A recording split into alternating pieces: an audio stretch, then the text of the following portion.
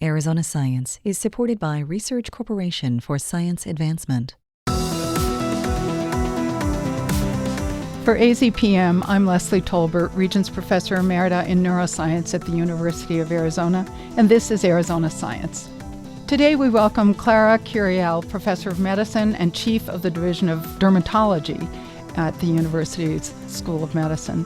She's a member of the UA Cancer Center, and she co-directs the Skin Cancer Institute there. Her research focuses on prevention and early detection of skin cancer. Clara, thank you for joining us today. Thank you so much for the invitation. So please give us a big picture of your research. We live in a part of the country where cancer, skin cancer in particular, is very common, and early detection seems like an important thing for us all to know about. How are you organizing your team around this big question? Well, as you can imagine, this is a big undertaking. We have more skin cancers than all cancers combined. The reason why we don't pay as much attention is because the mortality is not as high as what is associated with other cancers, right? So we tend to minimize the relevance. But when you look at it from the perspective of simple numbers and morbidity and how it affects individuals, but also from the economic perspective, it is a huge burden to society. Tell us about how you're collecting the information you need in order to sharpen the ability to diagnose what you see in the clinic. Let's just emphasize for a moment how important it is to be accurate. And I think we look at being accurate as how important it is to find the lesion that we're supposed to biopsy. But it's equally important to understand which lesions are we not supposed to biopsy. So when you combine all of this together, we believe there is an average anywhere between 12 to 15 biopsies that need to be done every time you're going to diagnose one skin cancer. The current approach is to use images and take a picture of the lesion and develop a database. And then you apply artificial intelligence to learn from this database and develop algorithms that allow this machine learning to give you a probability of this being a skin cancer or not. So, of course, you are at the mercy of the database because AI is only as powerful as the data is built upon. And there have been multiple databases and multiple attempts to develop these algorithms across the world, but they're not perfect. If we're going to identify a solution to diagnose skin cancer early, it cannot be based purely in images.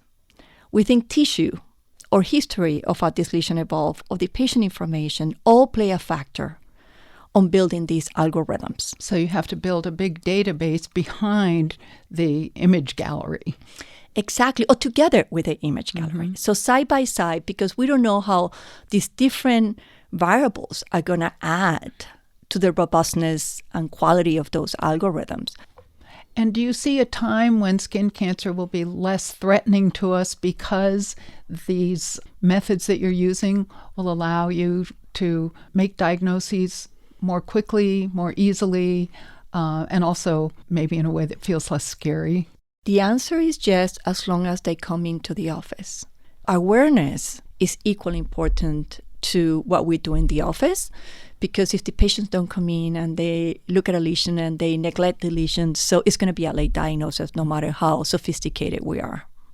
You're talking about skin cancer as it has already begun. You must be telling your patients all the time that an ounce of prevention is worth a pound of cure. Tell us what we need to be doing to avoid as much as possible the kinds of cancers you see daily in your clinic. The education has to start very early, from elementary school on.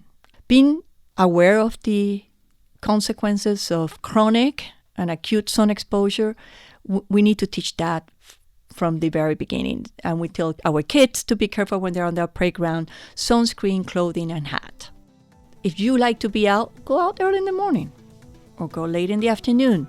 If you're going to be in the middle of the day because you have no choice, then make sure that you are protected. But understand that this is cumulative damage too. What you did today is going to be adding day after day after day, driving the carcinogenesis process. Well, thank you very much. What you're doing is so important to all of us living here in this land of bright sun. Thank you very much. No, thank you, Leslie. I appreciate the invitation. Dr. Clara Kiriel-Lewandowski is doing groundbreaking work in skin cancer, from prevention to detection to cure. You can listen to this and all Arizona Science Conversations at azpm.org/Arizona Science. I'm Leslie Tolbert. Thank you to Research Corporation for Science Advancement for their support of Arizona Science.